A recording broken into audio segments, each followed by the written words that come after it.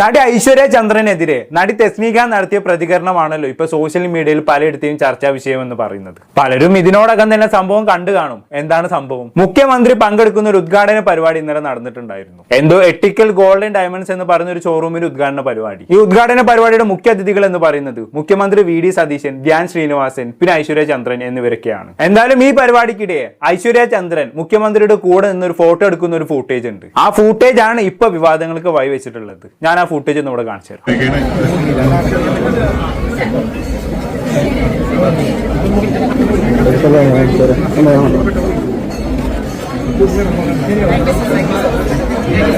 Okay, ഇതാണ് ആ footage. ഇനി ഈ ഫൂട്ടേജിന് താഴെ നടി തെസ്നിഖാൻ ഒരു കമന്റ് ചെയ്തിട്ടുണ്ടായിരുന്നു. ഞാൻ ആ കമന്റ് ഒന്ന് വായിച്ചുതരാം. എനിക്ക് പലപ്പോഴും തോന്നുന്ന ഒരു കാര്യമാണ്, തെറ്റാണോ ശരിയാണോ എന്ന് അറിയില്ല. ഇപ്പോഴത്തെ ജനറേഷൻ പിള്ളേർക്ക് എങ്ങനെ വേണമെങ്കിലും നടക്കാം, അതിനുള്ള പെർമിഷനും അവകാശവും ഉണ്ട്. പക്ഷെ ഒരു മുഖ്യമന്ത്രി വരുന്ന സദസ്സിൽ, ഒരു നല്ല സ്റ്റാൻഡേർഡ് ഉള്ള സദസ്സിൽ മാന്യമായി ഡ്രസ്സ് ധരിച്ചു വരികയാണെങ്കിൽ അതൊരു നല്ല കാര്യമായിരുന്നു. ഇതാണ് ആ കമന്റ്. തെസ്നിഖാൻ ഇങ്ങനെ ഒരു കമന്റ് ഇട്ടതോടെ സോഷ്യൽ മീഡിയയിൽ പലയിടത്തും ഇത് വമ്പൻ ചർച്ചാ വിഷയമായി മാറി എന്നുള്ളതാണ്. എന്തിനു പറയുന്നു? ന്യൂസ് 18 ചാനൽ വരെ ഇത് റിപ്പോർട്ട് ചെയ്തെന്നുള്ളതാണ്. നിങ്ങൾക്ക് സംശയം ഉണ്ടെങ്കിൽ ഞാൻ റിപ്പോർട്ട് ഒന്ന് കാണിച്ചു തരാം. പൊതുപരിപാടിയിൽ പങ്കെടുക്കുന്നവർ മാന്യമായി വസ്ത്രം ധരിച്ചു വരണമെന്ന് നടി തെസ്നിഖാൻ.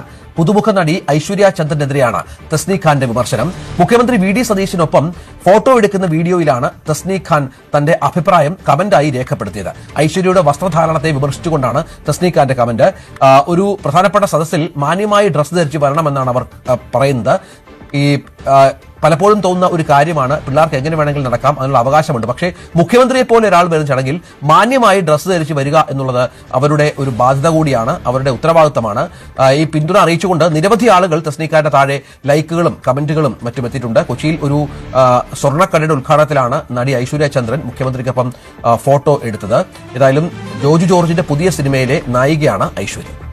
ഓക്കെ, അതാണ്. എന്നാലും തെസ്നിഖാൻ ഒരു റേഞ്ച് ആലോചിച്ച് നോക്കുകയാണ് നിങ്ങൾ. ഒരു കമന്റ് ഇട്ടപ്പോഴേക്കും അത് ന്യൂസ് ചാനൽ വരെ ചർച്ചാ വിഷയമായി മാറി എന്നുള്ളതാണ്. ഇവിടെ പല പൊതുപരിപാടികളിലും ഷോർട്ട് ഡ്രസ് ഇട്ട് പല തടിമാരും വന്നിട്ടുണ്ട്. അവർക്കെതിരെ പലരും ഇതുപോലെ പല കമന്റുകളും ചെയ്തിട്ടുണ്ട്. പക്ഷെ തെസ്നിഖാന് കമന്റ് ചെയ്തപ്പോഴേക്കും റേഞ്ച് മാറി എന്നുള്ളതാണ്. അത് സോഷ്യൽ മീഡിയയിൽ ചർച്ചാ വിഷയം വരെയായി മാറി എന്നുള്ളതാണ്. എന്തായാലും തെസ്നിഖാന് റേഞ്ച് കൊള്ളാൻ കേട്ടോ. എനിവേ, ഇനി ഈ വിഷയവുമായി ബന്ധപ്പെട്ടുള്ള എന്റെ അഭിപ്രായം ഞാൻ തൽക്കാലം പറയുന്നില്ല. അത് പറയുന്നില്ല എന്ന് ഞാൻ തീരുമാനിക്കാനുള്ള പ്രധാന കാരണം എന്താണെന്ന് വെച്ചാൽ, കഴിഞ്ഞ ദിവസം ഞാനൊരു വീഡിയോ ചെയ്തിട്ടുണ്ടായിരുന്നു. അതെന്താണെന്ന് വെച്ചാണെങ്കിൽ, കുറച്ച് ദിവസങ്ങൾക്ക് മുമ്പ് ഫ്ലവേഴ്സ് ടിവിയിൽ തമ്മിൽ എന്ന് പറയുന്ന പ്രോഗ്രാമിൽ ഒരു ഡിസ്കഷൻ നടന്നിട്ടുണ്ടായിരുന്നു. ആ ഡിസ്കഷൻ എന്താണെന്ന് വെച്ചാണെങ്കിൽ, സ്ത്രീകളെ നമ്മൾ വിലയിരുത്തേണ്ടത് അവരുടെ വസ്ത്രധാരണം നോക്കിയാണ് എന്നും പറഞ്ഞായിരുന്നു ആ ചർച്ച. ഈ ചർച്ചയിൽ മുൻ ബിഗ് ബോസ് താരമായിട്ടുള്ള ഹനാൻ പങ്കെടുത്തിട്ടുണ്ടായിരുന്നു. ഹനാൻ ആ പരിപാടിക്ക് വന്നത് ഒരു സ്ലീവ്ലെസ് ടോപ്പൊക്കെ ഇട്ടിട്ടാണ് വന്നിട്ടുള്ളത്. അത് കാരണം ഹനാൻ ആ പരിപാടിയിൽ നല്ല രീതിയിൽ ടാർഗറ്റ് ചെയ്യപ്പെട്ടിട്ടുണ്ടായിരുന്നു. ആ പരിപാടിയിൽ വെച്ച് മെൻസ് അസോസിയേഷന്റെ പ്രസിഡന്റ് ആയിട്ടുള്ള അജിത് വട്ടിയൂർക്കാവ് ഹനാനെ നോക്കി ഒരു സ്റ്റേറ്റ്മെന്റ് നടത്തിയിട്ടുണ്ടായിരുന്നു. എന്താണ് ആ സ്റ്റേറ്റ്മെന്റ്? ഹനാനോട് എനിക്ക് പണ്ട് ഒരുപാട് റെസ്പെക്ട് ഉണ്ടായിരുന്നു, പക്ഷെ ഇപ്പൊ ഹനാന്റെ ആ വസ്ത്രധാരണം കാരണം എനിക്ക് ഹനാനോട് ഒരു റെസ്പെക്റ്റും തോന്നുന്നില്ല. സ്ത്രീകളെ നമ്മൾ ബഹുമാനിക്കണമോ വേണ്ടയോ എന്ന് തീരുമാനിക്കുന്നത് അവരുടെ വസ്ത്രം നോക്കിയിട്ടാണ് എന്നൊക്കെയുള്ള രീതിയിലുള്ള ഒരു അഭിപ്രായ പ്രകടനം ഈ പറയുന്ന അജിത് വട്ടിയൂർക്കാവ് നടത്തിയിട്ടുണ്ടായിരുന്നു. നമ്മൾ അതിനെതിരെ പ്രതികരിച്ചുകൊണ്ട് ഒരു ദിവസം മുമ്പ് ഒരു വീഡിയോ ചെയ്തിട്ടുണ്ടായിരുന്നു. ഒരിക്കലും സ്ത്രീകളുടെ വസ്ത്രം നോക്കിയിട്ടല്ല അവരെ ബഹുമാനിക്കണമോ വേണ്ടയോ എന്ന് തീരുമാനിക്കേണ്ടത് എന്നുള്ള രീതിയിൽ. പക്ഷെ ഞാൻ അങ്ങനെ ഒരു വീഡിയോ ചെയ്തത് കാരണം എനിക്ക് കിട്ടിയ ഹെയ്റ്റ് എന്റെ മക്കളെ പറഞ്ഞറിയിക്കാവുന്നതിലപ്പുറമാണ്. വരുന്നവരും പോകുന്നവരൊക്കെ ഒക്കെ കമന്റ് ബോക്സിൽ വന്ന് തെറിവിളികളായിരുന്നു. ആ വീഡിയോയുടെ കമന്റ് ബോക്സ് കണ്ടിട്ട് ഞാൻ തന്നെ ഞെട്ടിപ്പോയി എന്നുള്ളതാണ്. ഇതിന് മാത്രം ഹെയ്റ്റ് എന്തിനാണെന്നുള്ളത് ഞാൻ തന്നെ ചിന്തിച്ചു പോയി എന്നുള്ളതാണ്. ഇത് മാത്രമല്ല, മുമ്പ് മഞ്ജു പിള്ളയുടെ മകളായിട്ടുള്ള ദയാ സുജിത്ത് ഷോർട്ട് ഡ്രസ് ഇട്ടുകൊണ്ടുള്ള ഒരു ഫോട്ടോ ഇൻസ്റ്റാഗ്രാമിൽ പോസ്റ്റ് ചെയ്തിട്ടുണ്ടായിരുന്നു, മോഡലിംഗിന്റെ ഭാഗമായിട്ട്.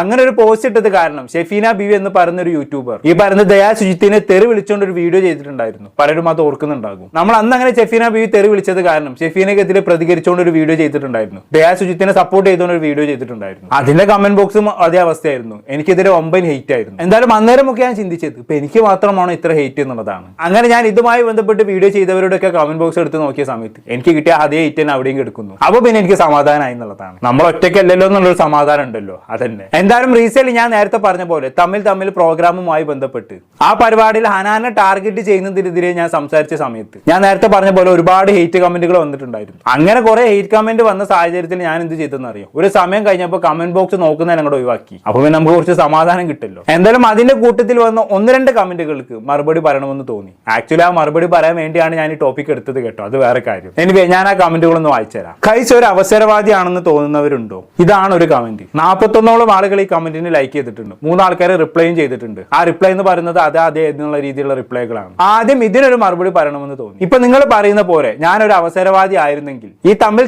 ഹനാനുമായി ബന്ധപ്പെട്ടുള്ള ടോപ്പിക് എടുക്കുന്ന സമയത്ത് ഞാൻ ആദ്യം ചെയ്യേണ്ടിയിരുന്നത് എന്താണ്? ഈ തമ്മിൽ എന്ന് പറയുന്ന പ്രോഗ്രാം ടെലികാസ്റ്റ് ചെയ്യുന്നത് ഞാൻ നേരത്തെ പറഞ്ഞ പോലെ 3-4 ദിവസം മുമ്പേ ആണ്. അത് ടെലികാസ്റ്റ് ചെയ്ത് 2 ദിവസം കഴിഞ്ഞിട്ടാണ് ഞാൻ ആ ടോപ്പിക് ചർച്ചയ്ക്ക് എടുക്കുന്നത്. ഞാൻ ആ ടോപ്പിക് ചർച്ചയ്ക്ക് എടുക്കുമ്പോൾ തന്നെ ആ പരിപാടിയുടെ വ്യൂവർഷിപ്പ് കൗണ്ട് ഏകദേശം 2 ലക്ഷത്തോളം കഴിഞ്ഞിട്ടുണ്ടായിരുന്നു. ആ സമയത്ത് അതിന്റെ കമന്റ് ബോക്സ് എടുത്ത് നോക്കി കഴിഞ്ഞാണെങ്കിൽ 90% കമന്റുകളും ഹനാനെ ചീത്ത വിളിച്ചുകൊണ്ടുള്ള കമന്റുകളാണ്. ഞാൻ വേണമെങ്കിൽ ആ ടെലികാസ്റ്റിൽ വന്നൊരു ടോപ്പ് കമന്റ് ഒന്ന് വായിച്ചു തരാം.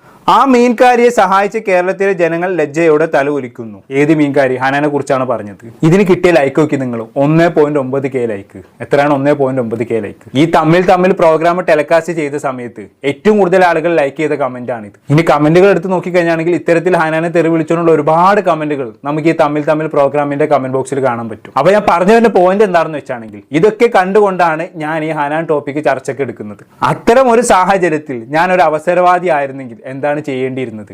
പബ്ലിക് മൊത്തം ഹനാനെതിരെയാണ്. അതുകൊണ്ട് നമുക്ക് ഹനാനെ ചീത്ത വിളിച്ച് ഒരു വീഡിയോ ചെയ്തേക്കാം എന്നാകണമല്ലോ ഞാൻ ചിന്തിക്കേണ്ടിയിരുന്നത്. അങ്ങനെ ഞാനൊരു വീഡിയോ ചെയ്തിരുന്നെങ്കിൽ എനിക്ക് ഇപ്പം കിട്ടിയ ഹേറ്റിനേക്കാളും കൂടുതൽ എന്നെ സപ്പോർട്ട് ചെയ്തുകൊണ്ടുള്ള കമന്റുകൾ വന്നേനെ.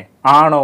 അങ്ങനെയാണ്. ഇപ്പൊ കൈസ് അവസരവാദിയാണ്, കൈസിനെ ഞാൻ അൺസബ്സ്ക്രൈബ് ചെയ്യുന്നു, കൈസിന് ഇതിന്റെ വീഡിയോസ് ഞാൻ ഇനി കാണില്ല എന്നൊക്കെയുള്ള കമന്റുകൾ വരുന്നതിന് പകരം എനിക്ക് ഏത് രീതിയിലുള്ള കമന്റുകൾ വന്നേനെ? ഇങ്ങനെ വേണം ബ്രോ പ്രതികരിക്കാൻ. ഇവളൊക്കെ ബ്രോ പറപ്പിച്ച് വിടണം, ആകാശം നിർത്തരുത്, ബ്രോക്ക് 100% സപ്പോർട്ട്, ഞങ്ങളുടെ മുത്താണ് ബ്രോ എന്നൊക്കെയുള്ള രീതിയിലുള്ള കമന്റുകൾ വന്നേനെ. വരുമല്ലോ, ഉറപ്പാണ്. അപ്പൊ അങ്ങനെയൊക്കെ അറിഞ്ഞിട്ടും ഞാൻ നേരെ അതിനെതിരെയുള്ള അഭിപ്രായ പ്രകടനമാണ് നടത്തിയത്. അങ്ങനെ അഭിപ്രായ പ്രകടനം നടത്തുന്ന സമയത്ത് എനിക്ക് ഉറപ്പായിരുന്നു, 100% ഷുവറായിരുന്നു കമന്റ് ബോക്സിൽ എന്നെ തെറി വിളിച്ചുകൊണ്ടുള്ള കമന്റുകൾ വരുമെന്നുള്ളത്. കാരണം സമാനമായിട്ടുള്ള ഒരു അനുഭവം എനിക്ക് മുമ്പുണ്ടായിട്ടുണ്ട്. മഞ്ജു പിള്ളയുടെ മകളായിട്ടുള്ള ദയാസുജിത്ത് വിഷയത്തിൽ ദയാസുജിത്തിനെ സപ്പോർട്ട് ചെയ്ത് സംസാരിച്ചപ്പോൾ സമാനമായിട്ടുള്ള തെളിവുകൾ എനിക്ക് കമന്റ് ബോക്സിൽ വന്നിട്ടുണ്ട്. അങ്ങനെ ഒരു അനുഭവം ഉണ്ടായിട്ടും ഈ തമ്മിൽ പ്രോഗ്രാം വിഷയത്തിൽ ഞാൻ ഹനാനെ സപ്പോർട്ട് ചെയ്ത് സംസാരിക്കണമെന്നുണ്ടെങ്കിൽ ഞാൻ ഒരു അവസരവാദിയാണോ? നിങ്ങൾ തന്നെ പറ. ബുദ്ധിയും ബോധവും വിവരവും ഉള്ള ആളുകൾക്ക് മനസ്സിലാക്കും ഞാൻ ഒരു അവസരവാദിയാണോ അല്ലയോ എന്നുള്ളത്. ഒന്നും വേണ്ടേ, ഈ യൂട്യൂബ് ചാനൽ ഞാൻ നടത്താൻ തുടങ്ങിയിട്ട് 5 കൊല്ലമായി. 2021 ഞാൻ ഈ ചാനൽ സ്റ്റാർട്ട് ചെയ്തതാണ്. ഇന്ന് തിരിഞ്ഞു നോക്കുമ്പോൾ 5.5 വർഷത്തോളമായി. ഈ 5.5 വർഷത്തിനടുക്ക് ഒരുപാട് വിഷയങ്ങളിൽ ഞാൻ പ്രതികരിച്ചിട്ടുണ്ട്. പല വിഷയങ്ങളിൽ പൊതുജന വികാരങ്ങൾക്ക് അനുകൂലമായിട്ടും പ്രതികൂലമായിട്ടും ഞാൻ പ്രതികരിച്ചിട്ടുണ്ട്. പലപ്പോഴും അങ്ങനെ പൊതുജന വികാരത്തിന് പ്രതികൂലമായി പ്രതികരിക്കുന്ന സാഹചര്യങ്ങളിലെല്ലാം എനിക്ക് നല്ല തെറിവിളികളും കേൾക്കേണ്ടി വന്നിട്ടുണ്ട്. പക്ഷെ എന്നിട്ട് പോലും പല വിഷയങ്ങളിലും തെറിവിളി കേൾക്കുമെന്ന് മുൻകൂട്ടി മനസ്സിലാക്കിയിട്ടും ഞാൻ പൊതുജന വികാരങ്ങൾക്കെതിരെ സംസാരിച്ചിട്ടുണ്ട്. അത് സംസാരിക്കാനുള്ള കാരണം എന്താണെന്ന് വെച്ചാണെങ്കിൽ എന്റെ റിയൽ ആയിട്ടുള്ള അഭിപ്രായം അതായതുകൊണ്ടാണ്. അങ്ങനെയുള്ള എന്നെ നോക്കിയാണ് നിങ്ങൾ അവസരവാദികൾ എന്ന് വിളിക്കുന്നത്.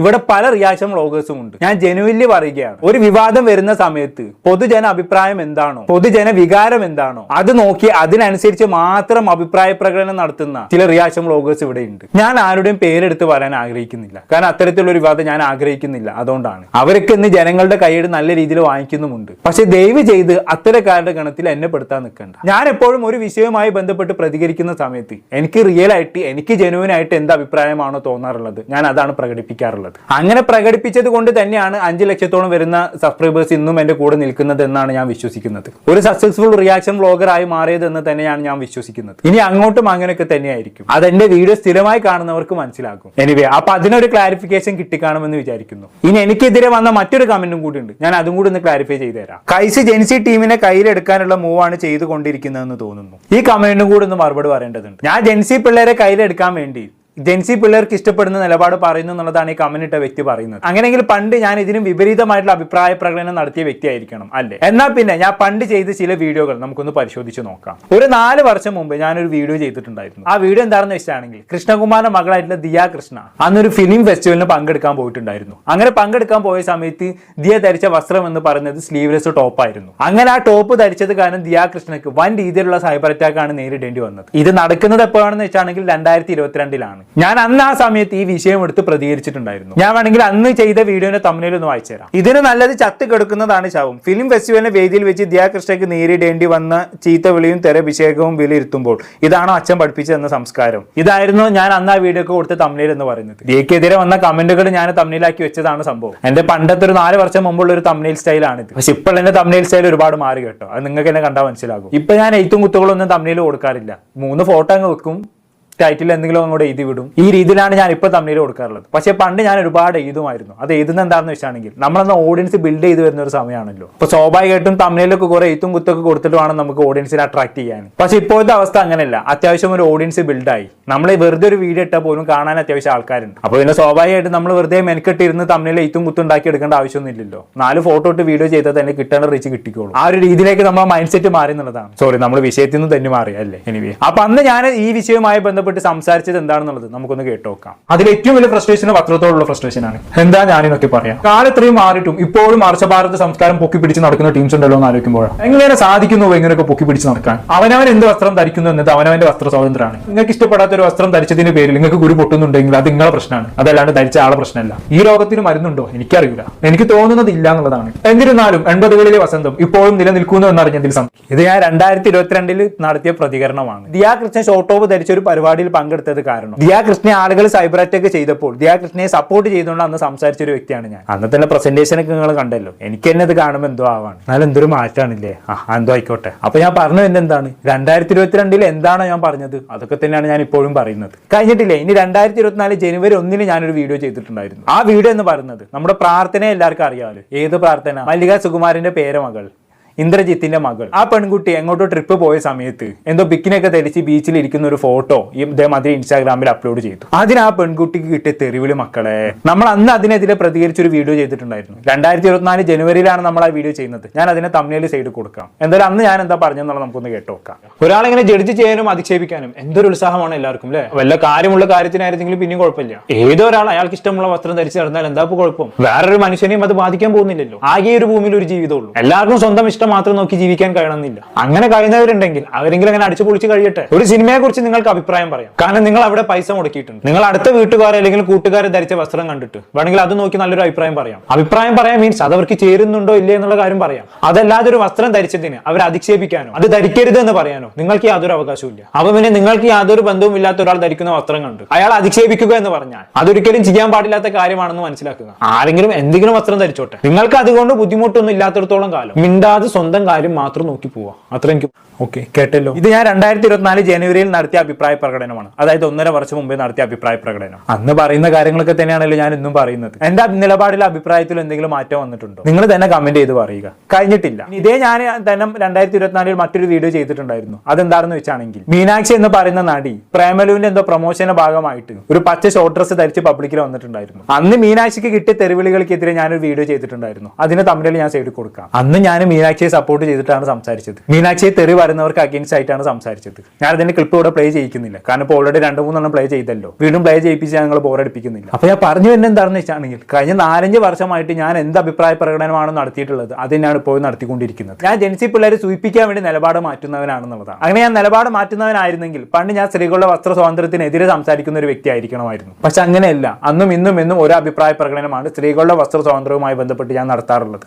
പണ്ട് ഞാൻ സ്ത്രീകളുടെ വസ്ത്ര സ്വാതന്ത്ര്യവുമായി ബന്ധപ്പെട്ട് ഇഷ്ടംപോലെ വീഡിയോകൾ ചെയ്തിട്ടുള്ള ഒരു വ്യക്തിയാണ്. അങ്ങനെ ചെയ്യാനുള്ള സാഹചര്യം എന്താണെന്ന് വെച്ചാണെങ്കിൽ പണ്ട് ഈ നടിമാരൊക്കെ ഈ സാരിയും ചുരിദാറില്ലാതെ ഏതൊരു വസ്ത്രം ധരിച്ച് പുറത്തിറങ്ങി കഴിഞ്ഞാണെങ്കിൽ ഓളെ മീഡിയക്കാരെ അവരങ്ങ് വളയും. എന്നിട്ട് അവരുടെ ഫുട്ടേജ് അങ്ങ് പുറത്തു വിടും. എന്നിട്ട് എന്താ സംഭവിക്കുന്നത്? ഫേസ്ബുക്കിൽ അവരിങ്ങനെ ആളുകൾ തെറി പറഞ്ഞുകൊണ്ടേയിരിക്കും. ഇത് പണ്ട് നടന്നുകൊണ്ടിരുന്ന ഒരു പ്രവണതയായിരുന്നു. ഈ പ്രവണതയ്ക്കെതിരെ നമ്മൾ ഒരുപാട് സംസാരിച്ചിട്ടുണ്ട്. അന്നൊക്കെ നമുക്ക് കണ്ടന്റുകളുടെ ചാകരയായിരുന്നു. ഇത് മാത്രം ഞാൻ ചെയ്തുകൊണ്ടിരുന്ന ഒരു കാലം ഉണ്ടായിരുന്നു. അന്നാണെങ്കിൽ നമുക്ക് ഇത് മാത്രം ചെയ്യുമ്പോൾ നല്ല റീച്ചും കിട്ടിയിരുന്നു. പിന്നെ ഒരു സമയം കഴിഞ്ഞപ്പോൾ പിന്നെ എനിക്ക് തന്നെ ഈ ടോപ്പിക്ക് മടുക്കാൻ തുടങ്ങിയതിനെ കൊണ്ട് ഞാൻ പിന്നെ നിർത്തിവെച്ചതാണ്. പക്ഷെ അന്നൊക്കെ എനിക്ക് വൻ സപ്പോർട്ടായിരുന്നു കേട്ടോ. പക്ഷെ ഇപ്പൊ നേരെ തിരിഞ്ഞു കാര്യങ്ങൾ. പണ്ട് ഞാൻ സ്ത്രീകളുടെ വസ്ത്ര സ്വാതന്ത്ര്യത്തെ കുറിച്ച് സംസാരിക്കുമ്പോൾ സപ്പോർട്ട് ചെയ്തിരുന്ന ഓഡിയൻസ് ഇന്ന് ഞാൻ സ്ത്രീകളുടെ വസ്ത്ര സ്വാതന്ത്ര്യത്തിനെ സപ്പോർട്ട് ചെയ്ത് സംസാരിക്കുമ്പോൾ നേരെ തിരിച്ചാണ് എന്നെ തെറി പറയുകയാണ് ചെയ്യുന്നത്. ഓഡിയൻസ് ഒരുപാട് മാറിപ്പോയി എന്നുള്ളതാണ്. നല്ല രീതിയിൽ തന്നെ മാറി. പക്ഷെ ഓഡിയൻസ് മാറി എന്ന് വിചാരിച്ച് നമുക്ക് നമ്മുടെ നിലപാട് മാറ്റാൻ പറ്റൂലല്ലോ. ഞാൻ നേരത്തെ പറഞ്ഞ പോലെ ഓഡിയൻസിനെ തുകിപ്പിച്ച് നിലപാട് പറയുന്ന ഒരു വ്യക്തിയല്ല ഞാൻ. അങ്ങനെ വേണമെങ്കിൽ എനിക്ക് പറയാം. ആ രീതിയിൽ എനിക്ക് കൈയ്യടി നേടിയെടുക്കുകയും ചെയ്യാം. പക്ഷെ അങ്ങനെയൊക്കെ ചെയ്ത് കഴിഞ്ഞിട്ട് നമുക്ക് പോയി കിടന്ന് ഉറങ്ങണ്ടേ? നിങ്ങൾ തന്നെ പറ. ആളുകളുടെ കൈയ്യടി കിട്ടാൻ വേണ്ടി ഫേക്ക് നിലപാട് എടുക്കുന്നതിനേക്കാളും ഞാൻ ഇഷ്ടപ്പെടുന്നത് നമുക്ക് റിയൽ ആയിട്ട് തോന്നുന്ന അഭിപ്രായം പറഞ്ഞ് ആളുകളുടെ തെറിവിളി കേൾക്കുന്നതാണ്. അങ്ങനെ വരുമ്പോൾ അറ്റ്ലീസ്റ്റ് നമുക്ക് പറയാനുള്ളത് പറഞ്ഞു എന്നുള്ളൊരു സന്തോഷമെങ്കിലും കിട്ടല്ലോ, ഒരു സമാധാനമെങ്കിലും കിട്ടല്ലോ. ഇല്ലല്ലോ. അപ്പൊ എന്തായാലും എല്ലാവർക്കും കാര്യങ്ങൾ ക്ലിയർ ആയി കാണുമെന്ന് വിചാരിക്കുന്നു. എന്തായാലും ഇങ്ങനെ ഒരു സാഹചര്യത്തിൽ ഞാനൊരു തീരുമാനമെടുത്തു. എന്താണെന്ന് വെച്ചാണെങ്കിൽ ഇനി സ്ത്രീകളുടെ വസ്ത്ര സ്വാതന്ത്ര്യവുമായി ബന്ധപ്പെട്ടുള്ള വിഷയങ്ങൾ ഞാൻ അധികം സംസാരിക്കുന്നില്ല. എന്തെങ്കിലും മേജർ കോൺട്രവേഴ്സികൾ വരുമ്പോൾ മാത്രം ഞാൻ അതിനെക്കുറിച്ച് മിണ്ടുന്നുള്ളൂ. കാരണം ഈ വിഷയത്തിൽ ഞാനും നിങ്ങളും തമ്മിൽ ഒത്തുപോവില്ല. ഞാൻ എന്റെ അഭിപ്രായം പറയും, നിങ്ങൾക്ക് അത് ഇഷ്ടപ്പെടില്ല, നിങ്ങൾ അത് കാരണം കമന്റ് ബോക്സിൽ വന്ന് തെറി പറയും. പിന്നെ നമ്മൾ തമ്മിൽ ഒത്തുപോകാത്ത ഒരു അവസ്ഥ വരും. അതിനും ഏതും ഈ ടോപ്പിക്കിൽ അഭിപ്രായം പറയാതിരിക്കുന്നതല്ലേ. വെറുതെ വ്യൂവേഴ്സിനെ വെറുപ്പിച്ചിട്ട് നമുക്കൊന്നും നേടാനില്ലല്ലോ. അതുകൊണ്ട് തന്നെയാണ് ഈ തെസ്നിഖാന് കമന്റ് ഇട്ട വിഷയത്തിൽ ഞാൻ എന്റെ അഭിപ്രായം പറയാതിരിക്കുന്നത്. എനിവേ ഇത്രയൊക്കെ കാര്യങ്ങൾ പറയണമെന്ന് തോന്നി. അതുകൊണ്ട് മാത്രമാണ് കേട്ടോ തെസ്നിഖാനിന്റെ കമന്റ് വെച്ചുകൊണ്ട് ഞാനൊരു ടോപ്പിക്ക് ചെയ്യാമെന്ന് വെച്ചത്. അത് നിങ്ങൾക്ക് വീഡിയോ കണ്ടപ്പോൾ തന്നെ മനസ്സിലായി കാണുമെന്ന് വിചാരിക്കുന്നു. ഇനി അതിനിടയ്ക്ക് പറയാൻ വിട്ടുപോയൊരു കാര്യമുണ്ട്. അതുകൊണ്ട് പറഞ്ഞിട്ട് ഈ വീഡിയോ വൈൻഡപ്പ് ചെയ്യാം. അത് മറ്റൊന്നുമല്ല, ഈ രേണുസുതി ഷോർട്ട് ഡ്രസ് ഒക്കെ ഇട്ടുവന്ന് സബ്സ്ക്രിപ്ഷനിൽ ആൾ കൂട്ടുമ്പോൾ അതിനെതിരെ സംസാരിച്ച വ്യക്തിയല്ലേ നീ? നീയാണോ ഇപ്പൊ ഈ വിഷയത്തിൽ നിലപാട് മാറ്റി പറയുന്നത് എന്നുള്ള രീതിയിലുള്ള പല കമന്റുകളും ഞാൻ കണ്ടിട്ടുണ്ടായിരുന്നു. അതിനും കൂടി ഒരു ക്ലാരിഫിക്കേഷൻ തരാം. അതിന് ഒരുപാട് തവണ ഞാൻ ക്ലാരിഫിക്കേഷൻ തന്നതാണ്. പക്ഷെ എത്രയൊക്കെ നമ്മൾ പറയുമ്പോഴും ആളുകൾക്ക് അത് മനസ്സിലാവുന്നില്ല എന്നുള്ളതാണ്. രേണുസുതി വിഷയത്തിൽ രേണുസുതി ചെയ്യുന്ന എന്താണ്? സ്വന്തം ആരുടെ കാണിച്ച ആളുകളെ സുഖിപ്പിക്കുന്ന രീതിയിൽ സംസാരിച്ച് ആളുകളെ കൊണ്ട് സബ്സ്ക്രിപ്ഷൻ എടുപ്പിച്ച് പൈസ ഉണ്ടാക്കുന്ന രീതിയാണ് അല്ലേ. ചുരുക്കി പറഞ്ഞാണെങ്കിൽ ഓൺലൈൻ വ്യഭിചാരം അല്ലെങ്കിൽ സെക്സ്വൽ എക്സ്പ്ലോയിറ്റേഷൻ ആണ് രേണുസുതി ചെയ്തുകൊണ്ടിരുന്നത്. പച്ചക്ക് പറഞ്ഞാൽ ഓൺലൈൻ വ്യഭിചാരം. അതും ഒരു സ്ത്രീ തന്റെ ഇഷ്ടത്തിനനുസരിച്ച് വസ്ത്രം ധരിക്കുന്നതും തമ്മിൽ നല്ല വ്യത്യാസമുണ്ട്. അത്തരം സെക്സ്വൽ എക്സ്പ്ലോയിറ്റേഷനെതിരെ ഓൺലൈൻ വ്യഭിചാരത്തിനെതിരെ നമ്മൾ ഇനിയും സംസാരിക്കും. അങ്ങനെ സംസാരിച്ചു എന്ന് കരുതി സ്ത്രീകളുടെ വസ്ത്ര സ്വാതന്ത്ര്യത്തെ സപ്പോർട്ട് ചെയ്യാൻ പാടില്ല എന്ന് നിങ്ങൾ ചിന്തിക്കുന്നുണ്ടെങ്കിൽ എനിക്ക് നിങ്ങളോട് പ്രത്യേകിച്ച് ഒന്നും പറയാനില്ല. കാര്യങ്ങൾ വേർതിരിച്ച് മനസ്സിലാക്കാൻ നിങ്ങൾക്ക് പറ്റുന്നില്ല എങ്കിൽ എനിക്ക് പ്രത്യേകിച്ച് ഒന്നും പറയാനില്ല. എന്തായാലും കൂടുതലായിട്ടൊന്നും ഞാൻ പറയുന്നില്ല. നിങ്ങളുടെ ജെന്യുവൻ ആയിട്ടുള്ള അഭിപ്രായം എന്താണ് താഴെ കമന്റ് ബോക്സിൽ രേഖപ്പെടുത്തുമല്ലോ. തെറി പറയേണ്ടവർക്ക് തെറി പറഞ്ഞിട്ട് പോകാം, അതല്ലാത്തവർക്ക് അങ്ങനെയും ആകാം. അപ്പൊ അടുത്ത ടോപ്പിക്കുമായി വീണ്ടും കാണാം.